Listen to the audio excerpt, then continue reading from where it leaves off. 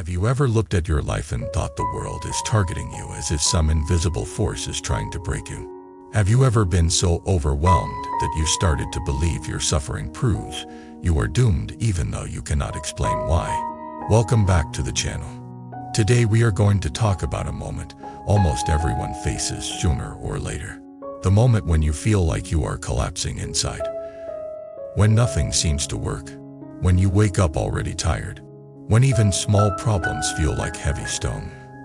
In that moment, it is easy to say the world is torturing me. It is easy to believe the universe is punishing me. It is easy to feel like you were born unlucky. But there is another possibility.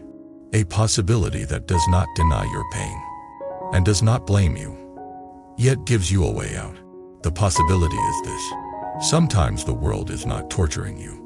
Sometimes your own mind is leading you on a detour. Not because you are bad, not because you deserve it, but because the mind has habits, and those habits create roads. When the mind is confused, it chooses roads that circle suffering again and again. Then you feel trapped. You call it fate, but it is often a pattern. Hold to ideas close as we walk through this story. First, when you are breaking down emotionally, the most dangerous thing is not the breakdown itself. The most dangerous thing is losing your direction. Because when you lose direction, you choose actions that create new suffering on top of old suffering. Second, the shortest path out of collapse is not forcing positivity. It is seeing clearly what the mind is doing, then returning to a simpler practice. Breath, presence, right view. One step at a time. Let us begin with an image you might recognize. You have a day that already feels heavy. You wake up, and before your feet touch the floor, your mind begins. The mind does not ask, how can I live today with wisdom? The mind asks, what will go wrong today? Then you open your phone, and you see a message that triggers you. Then you remember a bill you forgot. Then you think of a conversation that did not go well. Then your chest tightens. Then your stomach sinks. You are not living the day. You are already rehearsing disaster. Later, something small happens. A co-worker is impatient. A family member speaks without warmth. A stranger cuts you off in traffic. A plan changes. And suddenly your mind says, see, the world is against me. Here is the first detour. The mind takes a single event and turns it into a global conclusion. This is not wisdom. This is a survival reflex. When the nervous system is exhausted, it wants to make sense quickly. It wants to name a villain. It wants to simplify. It wants to say the world is bad and I am powerless. The problem is not that you have a thought. The problem is what you do next. If you believe the thought completely, you start behaving like a person who lives in a hostile universe. You become tense. You become suspicious. You become reactive. You become impatient. You withdraw. You protect yourself. You start speaking sharply or you go silent with coldness. You stop asking what is the next wise step and you start asking who do I blame. That is the moment you go off the path. And once you go off the path, karma becomes heavy. Not as a punishment, but as a chain of causes. A tense mind creates tense speech. Tense speech creates conflict. Conflict creates loneliness. Loneliness creates more fear. More fear creates more tension. The wheel turns. So today, I want to help you see this wheel. Not so you can judge yourself, but so you can step out of it. I want to tell you a story. Listen closely, because somewhere in this story you will recognize your own life. Even if the details are different. I will call the main character Leah. Leah was not weak. She had survived hard things. She had worked through school. She had helped her family. She had been the one people relied on. She carried responsibilities like someone carrying grocery bags in both hands, always saying it is fine. Then one year, everything hit at once. Her job changed, and the new manager was harsh. Her finances tightened. Her mother got sick. Her relationship became unstable. And on top of that, Her own body started warning her. Headaches, stomach pain, insomnia. The kind of signals you cannot ignore forever. Leah kept pushing. She told herself, just get through the week. Just get through the month. Just get through the next crisis. But the crises kept coming. One night she sat in her car in a parking lot. Engine off, hands on the steering wheel. And she felt something inside her break. It was not a dramatic movie scene. It was quiet. Tears came. But even the tears felt tired. Her mind whispered, why is the world doing this to me? That sentence became her daily prayer. Not to God, not to any tradition, just to the ceiling of her own mind. Why me? Why now? Why again? At first, it felt like a fair question. And to be honest, it is fair to ask. When life is heavy, the heart wants meaning. But the way Leah asked the question had a hidden poison. The poison was the assumption that she was cursed, that she was being targeted, that she was powerless. That assumption changed how she lived. She stopped calling friends because she did not want to sound like a burden. Then she felt lonely. Then she got resentful that nobody checked on her. Then she told herself people are selfish. Then she isolated more. She stopped taking care of her body because she felt like nothing mattered. Then her energy dropped further. Then her mind became darker. Then she told herself she is failing. Then she felt shame. Then she tried to hide her shame by acting fine. Then she exploded at small things. Then she hated herself for exploding. This is a detour. A long detour that feels like destiny, but is actually a loop. One morning, after another sleepless night, Leah sat on the floor of her bedroom and stared at the wall. She did not feel spiritual.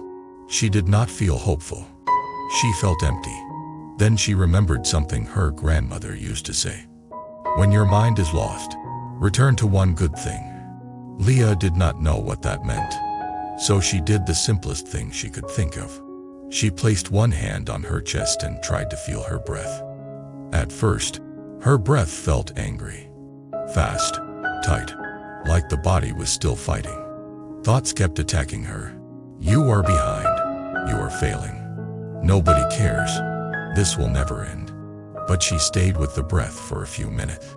Those few minutes did not solve her life. But something changed that matters more than it seems. She stopped running for a moment. Most suffering becomes unbearable not because of the pain itself, but because the mind runs from it while dragging it everywhere.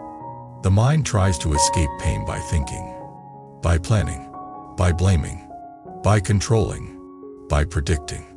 But that running is exhausting. It turns pain into torment. When Leah sat still, even for a few minutes, she felt the difference between pain and torment. Pain was the actual difficulty. Torment was the story that the difficulty meant she was doomed. Now, do not misunderstand me. I am not saying your story is imaginary. Your problems are real. But the mind adds extra suffering by turning every problem into an identity. I am unlucky. I am cursed. I am broken. Life hates me. People always leave me. That is the detour. In Buddhism, there is an idea called right view. Right view is not about believing something to please a teacher. Right view is seeing reality in a way that reduces suffering and increases wisdom. Wrong view is seeing reality in a way that adds suffering. Leah had been living with wrong view. She believed her pain was proof of personal failure and proof of a hostile universe. So a few days later, she went to a quiet class at a local community center. It was not advertised as religion. It was simply mindfulness. She did not go because she wanted enlightenment. She went because she wanted to survive. The teacher that day said something that landed deeply. The teacher said, "Sometimes the world is difficult, but the mind makes it cruel by insisting it should not be difficult." Leah felt irritated at first. She wanted to say, "You do not know my life." But as she sat there, she noticed something. She had been insisting. She had been arguing with reality internally all day. Every day. This should not be happening. They should not treat me this way. I should not feel this tired. I should be stronger. I should be further ahead. This should have ended by now. When the mind repeats should, it tightens. Tightness is the fuel of suffering. It creates inner friction. Friction creates heat. Heat becomes emotional collapse. So the teacher offered a practice. When you feel overwhelmed, ask a different question. Instead of why is this happening to me, ask what is happening in me right now. That question does not remove external problems, but it changes your location. It brings you back from the far future and the far past into this moment. And in this moment, you have choices. In the far future of imagination, you feel helpless. In the far past of regret, you feel helpless. In this moment, you can breathe. You can pause. You can choose one wise step. Leah tried it. The next time she got a harsh message from her manager, she felt the familiar wave. Her mind began its old chant. The world hates me. But she paused and asked, what is happening in me right now? She noticed her body. Heart racing. Jaw tight. A knot in the belly. She noticed her mind. Catastrophe. Threat. Shame. She noticed her emotion. Fear mixed with anger. Then she did something unexpected. She softened her shoulders and whispered, this is fear. It is not destiny. It is fear. That whisper was the beginning of compassion. Compassion is not only how you treat others. Compassion is how you treat your own pain without adding hatred. Hatred toward your own pain is what turns it into a long detour. Now I want to stop and speak directly to you, because at this point some viewers push back. You might say, are you saying it is all in my mind? No. I am saying something more precise. External conditions create pain. Your relationship to those conditions creates extra suffering or reduces it. If your mind is skillful, pain stays, pain and passes. If your mind is unskillful, pain becomes a story of doom and repeats. That is karma. Karma is not simply what happens to you. Karma is the momentum you create through repeated thoughts, words, and actions. When the mind repeats hopelessness, it becomes a habit. When it repeats resentment, it becomes a habit. When it repeats blame, it becomes a habit.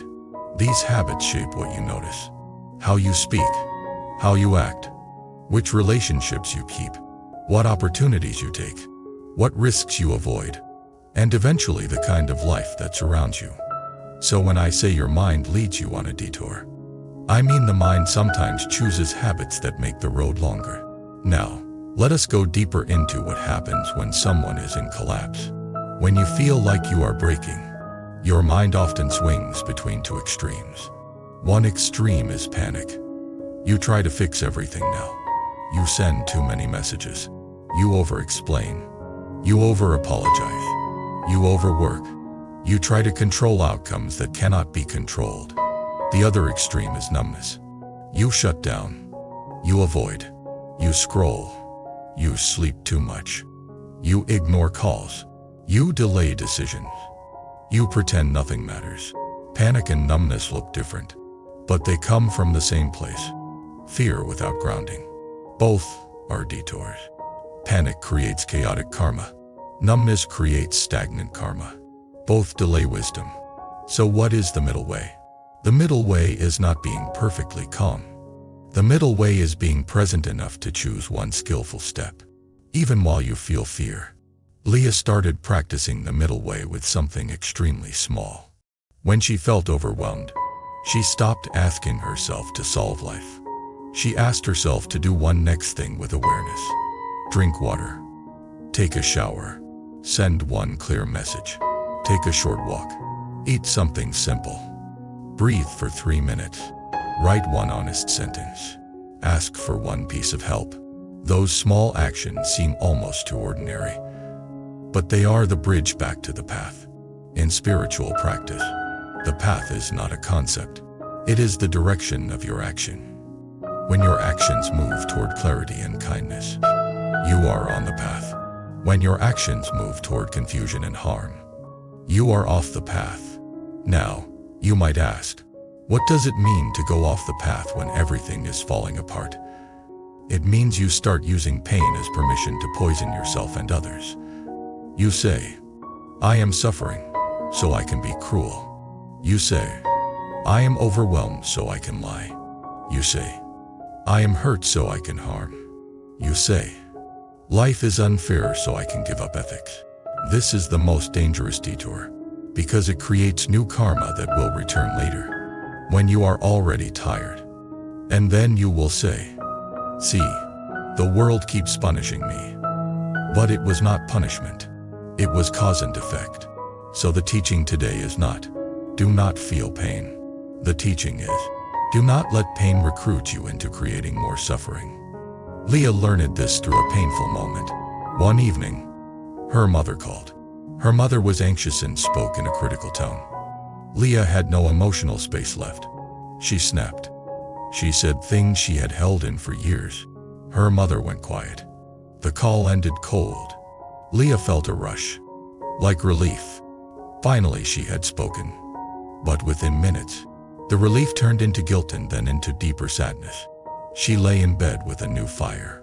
Not only the old stress, but the pain of damaging a relationship. That night, she asked herself, did the world do this to me? Or did my mind do this through exhaustion and habit? This is not self-blame. This is responsibility. Responsibility is power because it gives you a lever. If the world is purely torturing you and you have no role, you have no lever. If your mind has a role, you can train it. Training changes karma. Training changes destiny. The next day, Leah did something that is a real sign of practice. She apologized without drama. She did not excuse herself. She did not attack her mother again. She simply said, I was overwhelmed and I spoke from pain. I am sorry. I love you. I want to speak more gently. That apology did not fix everything instantly, but it planted a seed of humility, a seed of compassion. Those seeds grow into better conditions. Now I want to show you the deeper structure behind all of this. When people say, the world is torturing me, often they are experiencing one of these inner pains. They are living with constant self-criticism. So every external problem becomes proof that they are failing.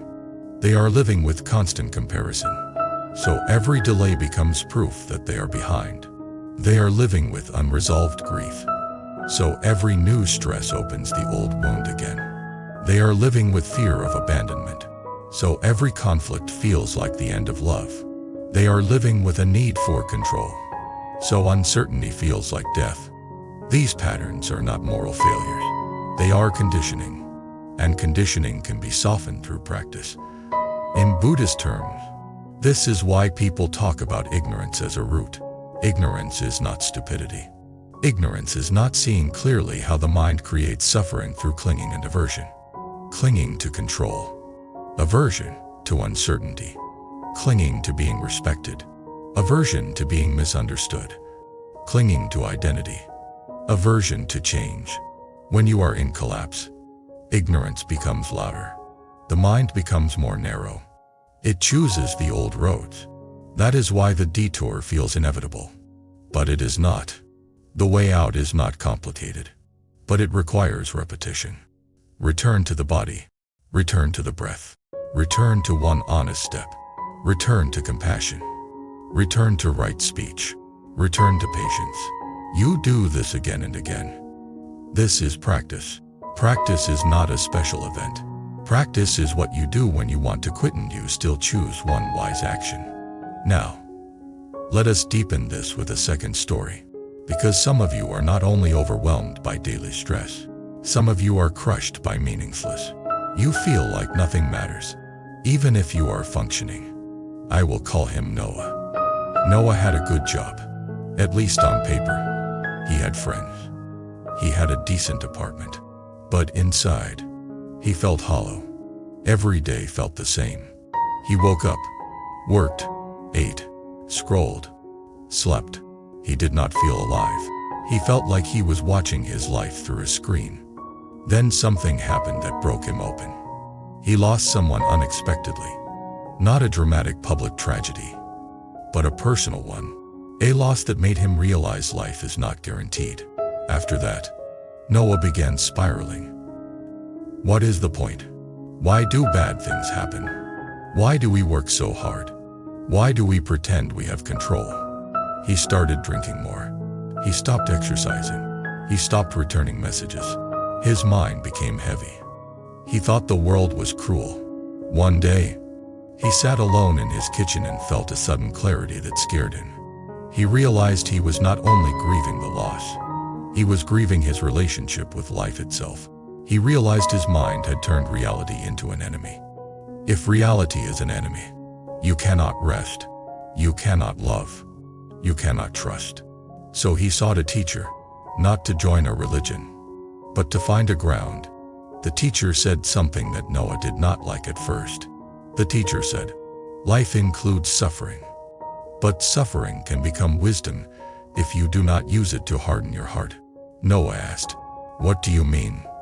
"Do not harden my heart. It already feels broken." The teacher said, "Broken is not the problem. Bitter is the problem." That line stayed with Noah. A broken heart can open. A bitter heart closes. When the heart closes, the mind creates detours. It turns every event into proof of hopelessness. It turns every human flaw into a reason to withdraw. It turns every fear into a reason to numb. That is the long road. So the teacher gave Noah a practice that sounded almost too simple.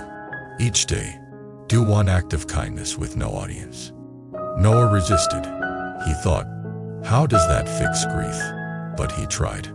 He bought coffee for a stranger. He helped an elderly neighbor carry groceries. He sent a sincere message to a friend and did not ask for anything back. He volunteered once a week. Something changed slowly. His grief did not disappear, but the texture of his mind softened. He started feeling warmth again. He started feeling connection again. He started feeling purpose again. This is compassion as medicine. Compassion does not erase pain. It transforms what pain becomes inside you. When you turn pain into compassion, you stay on the path. When you turn pain into bitterness, you go on a detour. This is not poetry. This is a practical law of the heart. Now, let us come back to the moment of collapse, the moment you feel you are at the edge. What do you do right there? First, you stop making huge conclusions. Collapse makes the mind dramatic. The mind says, it will never get better. The mind says, I always fail. The mind says, nobody cares. The mind says, I cannot handle this. Those are not facts. Those are symptoms. So you treat them as symptoms. You do not obey them like commands. Second, you return to the smallest stable thing. Breath, feet on the floor. Light, eye window. A short walk, a quiet corner. Third, you choose right speech, even if you feel like screaming. Right speech does not mean silence. It means you avoid weapons. You avoid humiliation. You avoid poisoning the room. Fourth, you choose one next step that reduces harm. Not a step that solves life, a step that reduces harm. Fifth, you remember impermanence. This is one of the most powerful teachings in Buddhism, not as a cold idea, but as a life raft. Whatever you are feeling will change. Your emotions are weather. If you can stop acting as if this storm is the entire climate, you will survive it with less damage. Leah used impermanence in a very human way. When she felt panic, she said, "This will pass." When she felt shame, she said, "This will pass." When she felt hopeless, she said, "This will pass." She did not say it like a motivational poster. She said it like someone holding their own hand in the dark. Over time, this created space. Space is where wisdom enters. When you are collapsed, you have no space. Everything feels urgent. Everything feels personal. Everything feels fatal. Space breaks that spell. Now, there is a deeper teaching inside all of this about what you think is happening. Many people believe the world is torturing them. because they interpret every obstacle as an attack. But obstacles can also be invitation. An invitation to simplify. An invitation to rest. An invitation to set boundaries. An invitation to stop chasing approval. An invitation to stop living for appearances. An invitation to face your own mind. An invitation to practice. This does not mean you should be grateful for suffering in a fake way. It means you can use suffering. Use it to wake up. In Buddhism, awakening is not only a sudden insight. It is the gradual ability to see suffering clearly without adding hatred, then to respond with wisdom. If you can do that, your destiny changes. Not because the world becomes perfect, but because you are no longer dragged around by the old patterns. Now, I want to speak about the phrase, do not lose your way. In the most practical terms, losing your way often looks like these things. You start harming your body because you want to numb. Overeating, undereating, drinking, staying awake all night, abandoning movement. You start harming your relationships because you feel powerless. Snapping, blaming, disappearing, testing people, demanding proof of love. You start harming your mind by feeding constant negativity. Doom scrolling, repeating worst-case scenarios, replaying conflicts, collecting evidence that life is hopeless. You start harming your ethics because you are tired, lying to avoid discomfort, using others, manipulating, cutting corners. All of these are detours, and every detour has a cost. Staying on the path does not mean being perfect. It means you notice sooner. You return sooner. You choose less harm. Return sooner is the whole practice. Leah began returning sooner. Instead of letting resentment build for weeks, she spoke gently within a day. Instead of isolating for months, she sent one message to one friend. Instead of ignoring her health, she took a short walk. Instead of treating herself like an enemy, she practiced self-compassion. Self-compassion is not indulgence. Self-compassion is the decision to stop beating yourself while you are already down. Because beating yourself does not create strength. It creates collapse. Now I want to bring in the deepest point of this talk. The point that turns the whole idea into lived wisdom. The world does not need to torture you for you to suffer. Your mind can do it alone. And the mind often does it through one simple habit. Resistance says, this should not be happening. Resistance says, I cannot accept this moment. Resistance says, I must escape my feelings. Resistance says, if I feel this, I will die. Resistance creates inner friction. Inner friction creates heat. Heat becomes collapse. Acceptance is the opposite, but not in a passive way. Acceptance says, this is what is happening. Acceptance says, I do not like it, but I will face it.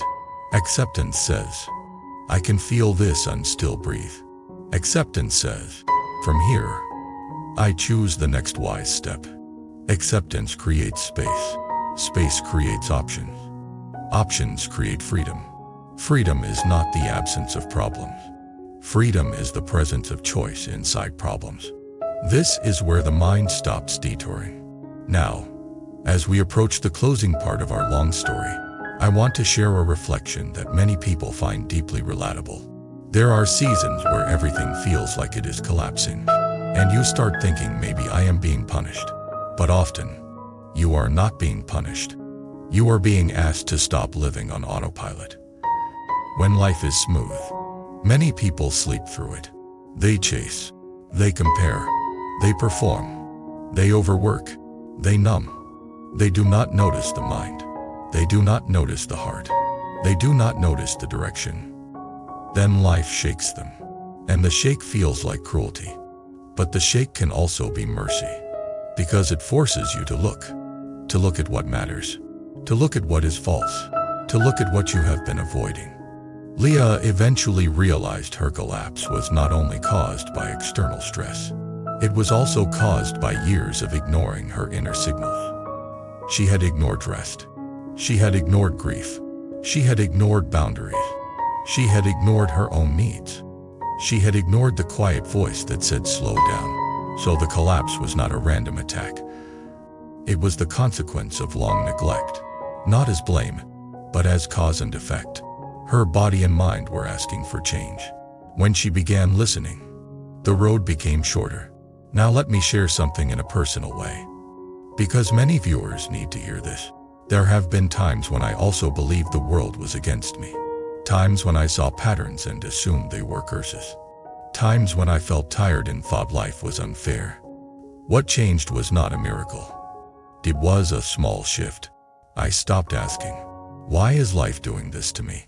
and started asking, "What is my mind doing with what life is giving me?" That shift gave me responsibility without shame. And responsibility without shame is strength. It allows you to say, "I cannot control everything, but I can control my next action. I can choose kindness.